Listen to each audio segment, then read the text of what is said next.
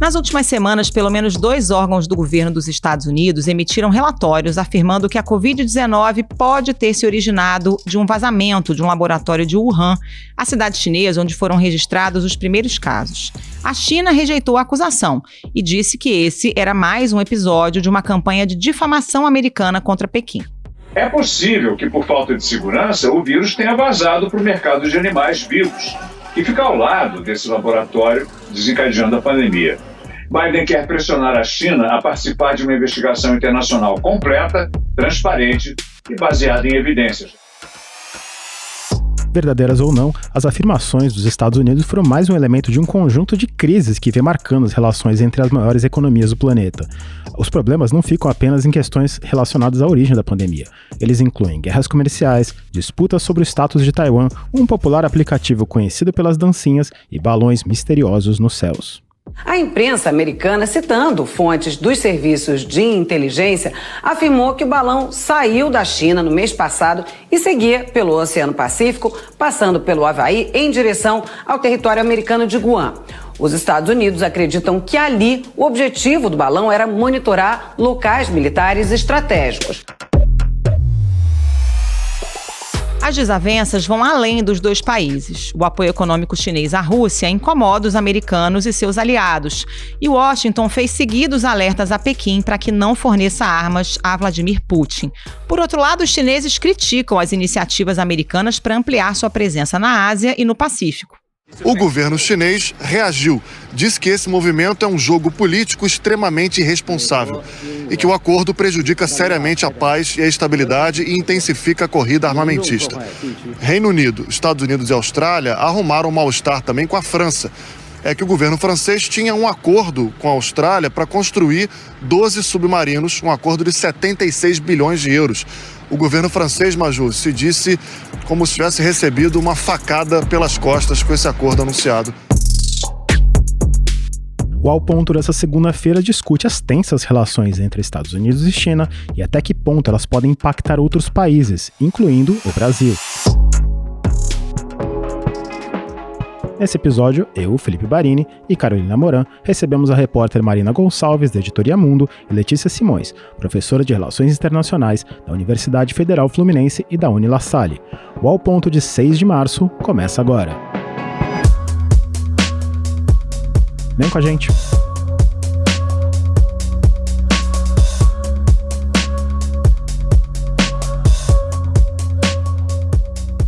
Marina Gonçalves, há algum tempo, quando a gente falava sobre essas disputas entre China e Estados Unidos, a gente pensava imediatamente em Taiwan ou então na guerra comercial da época do ex-presidente Donald Trump. Mas agora parece que esse cardápio de disputas aumentou, inclui os tais balões e até o TikTok, né? Isso, e agora, recentemente, voltou a treta lá da Covid.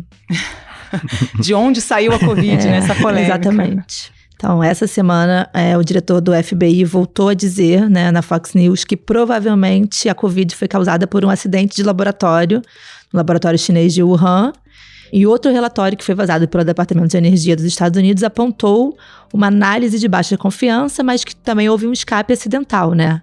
Até agora, a Casa Branca não se manifestou oficialmente, não tem consenso nos Estados Unidos sobre isso, diferente do governo Trump, que falava de vírus chinês, mas isso voltou de novo a piorar um pouco as tensões nesse sentido entre os 2 países. Que era muito teoria da conspiração, né? Que a gente falava do vírus chinês, mas tem um consenso sobre que o vírus é natural, né? Sim, que foi um acidente. Isso sim é um consenso, né, nos Estados Unidos, mas o Biden não se manifestou sobre a declaração do diretor do FBI. De qualquer forma, Pequim já respondeu, falou em manipulação política, campanha de desinformação e voltou de novo essa disputa sobre as origens da Covid. Tem um outro fator que nós, como jovens, aqui nessa mesa, a gente não faz dancinha, mas provavelmente alguns dos nossos ouvintes e filhos dos nossos ouvintes fazem, que é o TikTok, e tem uma questão séria do governo americano com o TikTok, né? Sim, o governo americano acusa o TikTok, que é chinês, de estar espionando usuários americanos e mandando informações para o Partido Comunista Chinês. Ele diz que o governo chinês pode ter acesso a esses dados e usar para prever o comportamento dos americanos e assim tomar ações na vida real que prejudiquem os Estados Unidos. Mas não há provas de que o governo chinês tem acesso a esses dados. A empresa dona do aplicativo também defende que não. Na semana passada, a Casa Branca deu 30 dias para que o TikTok seja banido das agências federais e seja desinstalado dos celulares de funcionários públicos. Tem uma outra preocupação dos americanos e dos seus aliados, que é a relação entre a China e a Rússia, né? Pequim vem atuando como um pilar para manter a economia russa em meio às sanções e dizem os Estados Unidos planejam, inclusive, fornecer armas para ajudar na guerra do Putin contra a Ucrânia. Tem algum sinal de que isso realmente poderia acontecer, Marina? Então, o que aconteceu foi que na semana passada, ou uns 10 dias atrás, o secretário de Estado, né, que é o chanceler americano, Antony Blinken, falou que a China estaria considerando enviar armas. Não teve nenhuma comprovação. Pequim negou novamente, falou que essa acusação poderia causar um problema sério. E a própria inteligência da Ucrânia falou que não vê indícios de que a China esteja fazendo essa movimentação. Então ficou basicamente o Antony Blinken falando, mas a China negou com veemência que estivesse considerando enviar armas. A posição dela oficialmente é de estar tentando uma negociação de paz e não se mete na guerra. E também fornecer dinheiro para a Rússia, né? Para a economia russa que está... Economicamente, ela até é aliada da Rússia, mas em relação à guerra, oficialmente, não tem nenhuma participação ainda. A gente até mencionou aqui na abertura do nosso programa, não tem como a gente falar de Estados Unidos e China sem mencionar Taiwan, né? Semana passada o Biden anunciou que quer vender mais um pacote para os taiwaneses, os chineses estão bravos. E o Biden, ano passado, a gente escreveu várias matérias até sobre os atos falhos do Biden, que poderiam mudar o status de Taiwan, ou poderiam sair em defesa de Taiwan no caso de uma agressão chinesa. Isso ficou só no ato falho mesmo ou tem algum outro sinal nesse sentido? Não, os sinais são todos aprovação de pacotes de ajuda. Essa semana passada foi 619 milhões em munições para caças de Taiwan, para defender o espaço aéreo. A China não gosta disso, né? Mas a China, ao mesmo tempo, vem aumentando a militarização no Estreito, criticou essa ajuda, falou que prejudica gravemente a soberania, mas oficialmente o Biden diz que respeita o status de Taiwan e a soberania da China. Na prática, é a ajuda militar que está aumentando e a presidente de Taiwan diz o tempo inteiro que precisa defender seus interesses e cada vez mais está recebendo esse apoio militar dos Estados Unidos. Marina, em meio a essa questão dos balões, a gente até já falou sobre isso bastante aqui no Ao Ponto, o secretário de Estado Antony Blinken cancelou uma visita que ele faria a Pequim no mês passado, né?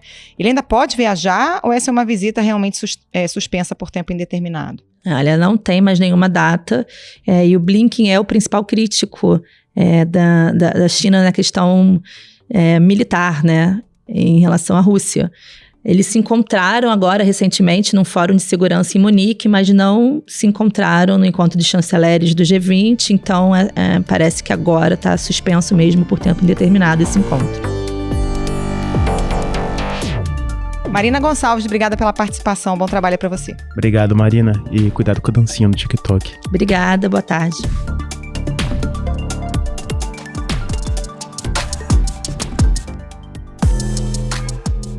Letícia Simões, essa ideia da competição com a China e Estados Unidos não surgiu com Joe Biden. A gente pode lembrar da guerra comercial do Trump, daquelas declarações pesadíssimas dele, mas a impressão que fica é que com um democrata, as crises elas não só ganharam corpo, mas elas também se multiplicaram. Cada dia tem uma tensão nova.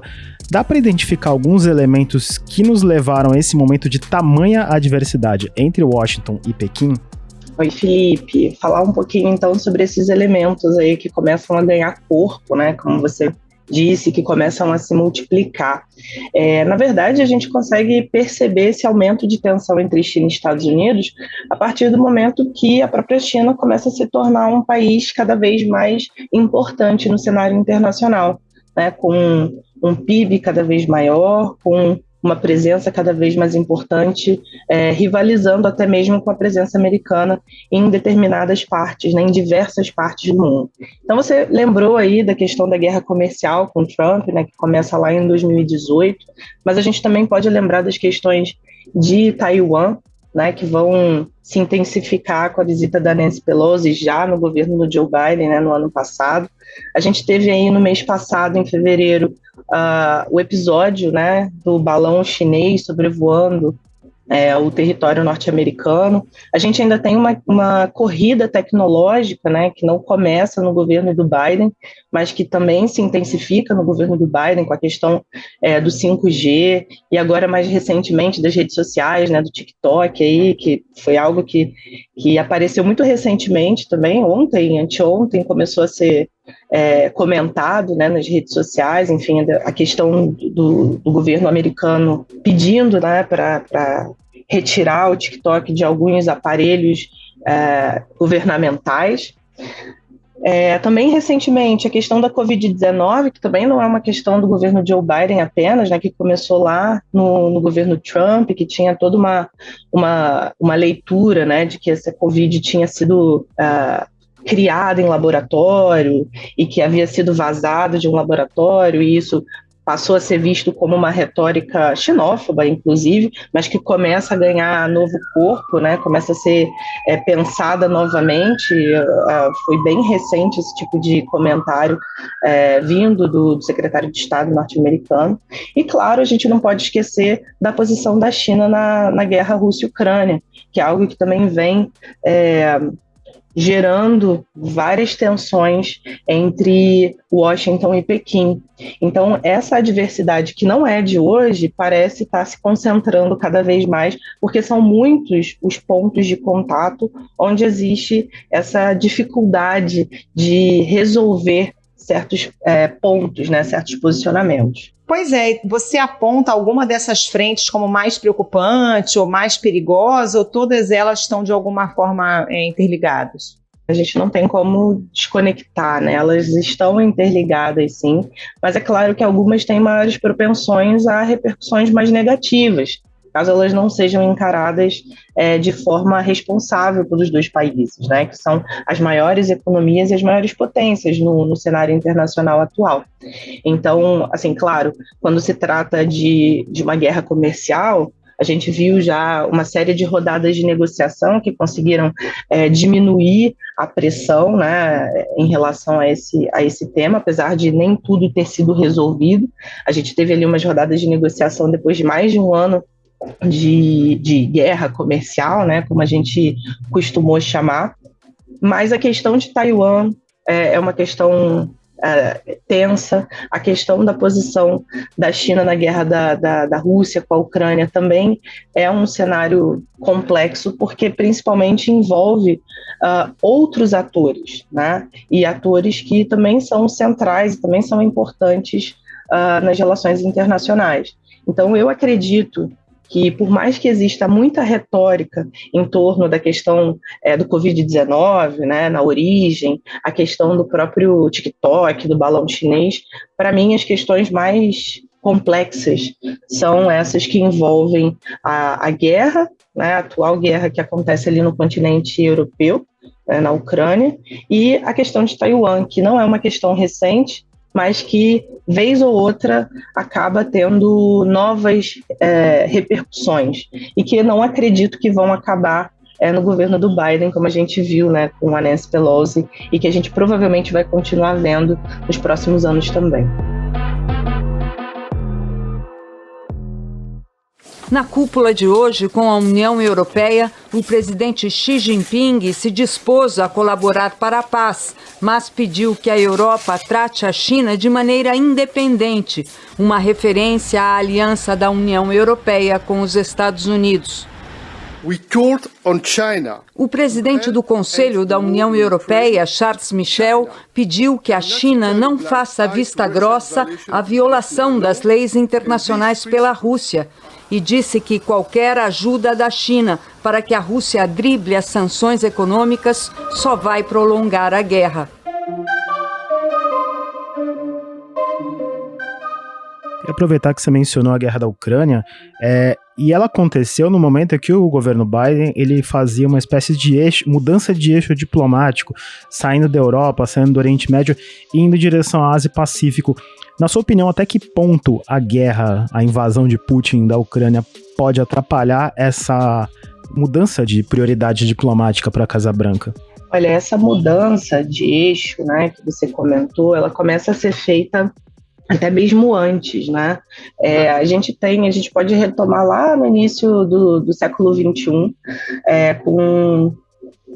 com a China, de fato, entrando, né, em 2001 na Organização Mundial do Comércio, né, o que significa que ela se torna um ator mais relevante em termos comerciais no cenário internacional, um movimento que começa já lá no final da década de 70, e justamente 2001 também é o ano dos ataques do 11 de setembro, né? Então é um momento que os Estados Unidos ele se desloca, de uma certa forma, desloca os seus efetivos e sua maior atenção da Ásia-Pacífico, do leste asiático, para o Oriente Médio.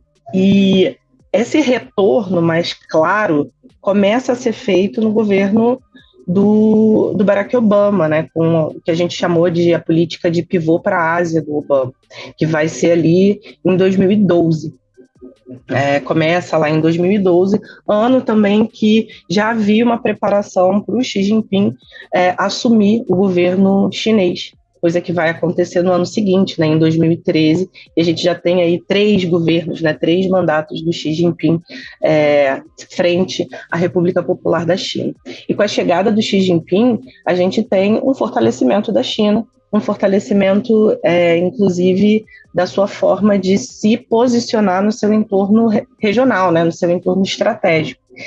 E isso começa a incomodar, claro, os Estados Unidos, que tinham uma presença muito, muito clara na região, em termos de bases militares e até mesmo de uma série de aliados, né, como a Coreia do Sul, como as Filipinas, como o próprio Japão, que estão ali, né, muito próximos do entorno chinês. Então, quando a gente começa a ver esse retorno dos Estados Unidos, né, desse eixo importante dos Estados Unidos para a região, que não é uma coisa que começa necessariamente no governo Biden, ele vem sendo feito, teve ali um interregnum, talvez um congelamento, uma desaceleração com o governo do Trump, mas que já acontecia desde o governo Obama. A gente vê que esse retorno, ele pode ser, claro, né, como você colocou, influenciado pela guerra na Ucrânia, justamente porque essa guerra, para muitos analistas, é uma proxy war, né, uma guerra de procuração. Então, uma vez que a gente tem, de um lado, a Rússia e a China, de uma certa forma, apoiando certas medidas da Rússia, e do outro lado a gente tem a OTAN, a gente tem a União Europeia e, claro, os Estados Unidos, olhando para essa guerra, né, se relacionando com a Ucrânia a partir dessa perspectiva de guerra na Europa, a gente começa a ver que esse eixo diplomático ele pode começar a ter mais dificuldade de fato, se transportar para a Ásia, até porque não é de interesse da China que haja uma presença forte, uma presença excessiva, né, dos Estados Unidos numa região que a China entende como parte do seu entorno, como parte do entorno que a China tem desde antes do século XIX, né, lá como o Império do Meio, e que vai ser enfraquecido justamente quando a China entra naquele século que a gente chama de século das humilhações, né, com a presença da Grã-Bretanha e posteriormente com a criação da República Popular da China, quando a China se volta para dentro. Então agora que a China se encontra mais fortalecida, com um governo também mais disposto a se posicionar de forma mais assertiva, é claro que os Estados Unidos vai passar a ter maior dificuldade de se inserir na Ásia-Pacífico e também no que a gente chama hoje de Indo-Pacífico, né? Essa região que liga o Oceano Índico ao Oceano Pacífico e que é de extremo interesse para os Estados Unidos e, claro, para a China também. Professor, o que a gente observa de reação, concretamente, por parte da China a essa tentativa de avanço dos Estados Unidos, né? De estreitamento de relações com a Austrália, com a Coreia do Sul, com o Japão, com a própria Índia. Concretamente, o que a gente tem observado e deve observar daqui para frente em termos de reação chinesa? Bom, essa reação chinesa, ela pode ser vista justamente com a chegada do Xi Jinping ao poder, né? Claro que ele não constrói tudo sozinho, mas desde do seu início, enquanto presidente da China, enquanto o principal líder chinês, a gente vê o Xi Jinping lançar como um paradigma, né, de política interna e política externa, que é o sonho chinês, né? Seria uma promessa de renovação e modernização da China. Xi Jinping tem um programa detalhado do que vai ser a China em 2035. Maior economia do mundo, líder em alta tecnologia, comunicações, ciência, comércio e por aí vai, talvez até líder no espaço. Talvez nada disso se realize, mas uma coisa é certa, se Xi Jinping viver até os 82 anos, em 2035, ele estará lá para ver. E essa modernização e essa renovação, elas passam por diversas áreas do país, né? Então, o Xi Jinping está prometendo, ele está trabalhando por uma China mais moderna e mais fortalecida em termos econômicos, em termos sociais, em termos comerciais e, claro, em termos militares. Então, a gente consegue ver um aumento da presença militar da China no seu entorno e uma modernização das forças militares chinesas, um aumento no investimento nas forças armadas da China, né, no People Liberation Army, né, que seria o Exército de Libertação Popular. A gente viu, assim, recentemente uma queda percentual do PIB direcionado ao Exército, né, às Forças Armadas chinesas, mas um aumento de gastos absolutos para essa modernização do Exército chinês. Desde 2015, ou seja, pouco mais de 2 anos depois da chegada do Xi Jinping ao poder, a gente vê uma reforma militar acontecendo, né, ela está em curso lá no Exército, nas Forças Armadas como um todo, com supervisão direta do partido, e uma reformulação de organizações militares, do aprimoramento dos mecanismos de combate chineses, dos teatros de operação militar da China, e, claro, né, de um aumento também e principalmente da Marinha Chinesa. Justamente a região da Ásia-Pacífico, como eu falei para vocês, do Indo-Pacífico, começa a se tornar cada vez uma região mais importante para a China, como seu entorno, essa é uma região com muitas linhas de comunicação, de transporte, de forças militares, mas também de comércio como um todo, e a China começa a investir muito também na sua marinha, para tentar se posicionar cada vez mais como uma força, como uma potência regional, mas muito mais do que só uma potência regional, um Estado que precisa sentar na mesa de negociações com os grandes países, né, com as grandes potências, ou com a grande potência do sistema internacional e principalmente as potências ocidentais. Letícia, a gente tem visto muito movimento militar da China ao redor de Taiwan, a gente tem visto muito volume de vendas militares e de movimentos também dos Estados Unidos para Taiwan. Tem algum risco de um erro de cálculo levar a uma situação grave ali naquela região? Olha, erros de cálculo militares existem, claro, né? Mas não acredito que eles sejam tão prováveis assim, ainda mais com forças militares tão modernas, né? A gente pode ver erros militares, manobras militares que possam sair fora do controle, mas isso é menos provável. Claro, sempre podem acontecer, mas eu acredito que sejam menos prováveis do que estratégias militares que, de fato, tenham como objetivo o cerco ali, né? Não um cerco para que haja um ataque necessariamente a Taiwan, mas um cerco para mostrar que existe uma presença enfática da China ali no Estreito de Taiwan, algo que se mostra cada vez mais preciso, assim. Se a gente olha as chamadas crises do Estreito de Taiwan, né, a gente teve aí oficialmente, né, que são chamadas pela literatura 3 crises no Estreito de Taiwan, 2 na década de 50, ainda entre a República da China e a República Popular da China, e uma na década de 90, que envolve diretamente uma visita de um presidente da Câmara de Deputados dos Estados Unidos a Taiwan e uma visita de um presidente taiwanês aos Estados Unidos, né, ali em 95 e 97, a gente vê uma evolução da forma como a China se posiciona em relação a Taiwan no que diz respeito a esses exercícios militares, né? Então, se a gente olha para aquela crise que aconteceu lá na década de 90, e a gente olha lá o mapa, né, da forma como a China fez os seus exercícios militares, eram exercícios muito mais cautelosos e muito mais distantes da ilha, né? Não circundavam a ilha toda, etc. Depois da visita da Nancy Pelosi, agora em agosto de 2022, esses exercícios eles foram muito mais enfáticos, e a China ela se utilizou muito mais desse espaço, né, e até da sua própria modernização de força militar para, enfim, conseguir mostrar que aquele espaço é um espaço de domínio chinês. Professora, para a gente fechar, queria falar um pouco da situação do Brasil no meio dessa batalha aí, né? Porque os brasileiros, tradicionalmente, a diplomacia brasileira adota um papel de neutralidade, afinal de contas tem relações econômicas e comerciais importantes com os dois países. Queria falar um pouco desse novo governo. O presidente Lula já esteve lá nos Estados Unidos com o Joe Biden, está organizando uma viagem à China agora no mês de março. Como é que fica a posição do Brasil no meio dessa disputa que é comercial e também geopolítica? Bom, a relação do Brasil é uma relação importante, né, com os dois parceiros, né? É uma relação importante com a China, é uma relação também muito importante com os Estados Unidos, né? Com relação à China, em termos comerciais, a China é nosso principal parceiro comercial, né?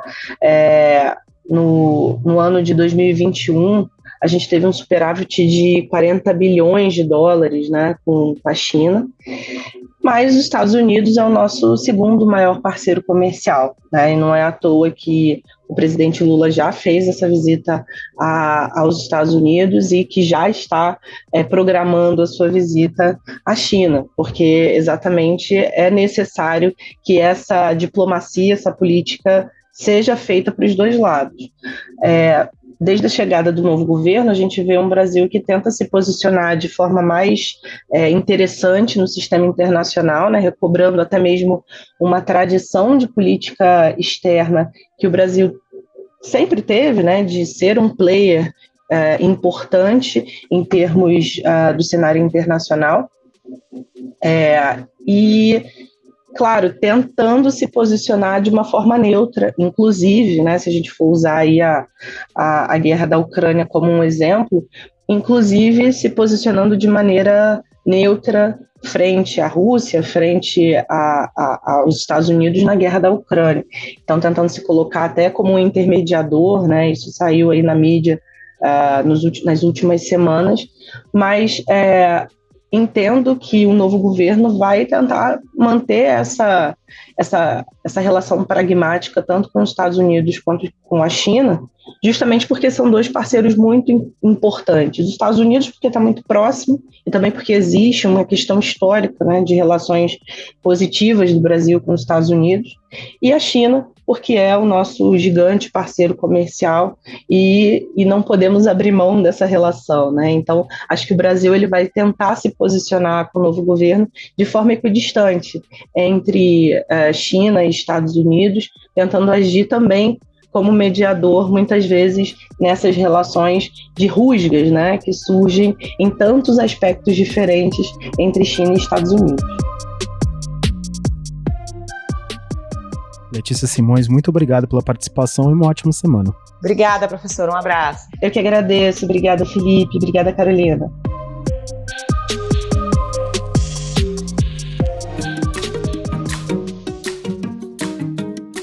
Esse foi o Ao Ponto de hoje, o podcast diário da redação do Globo. Nessa conversa, a gente conta com a participação de toda a equipe do jornal.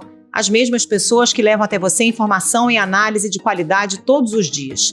Quer saber mais? Assine o Globo. Acesse assineglobo.com.br e confira todas as notícias e reportagens especiais. A edição foi de João Guilherme Lacerda. Até mais. Até mais.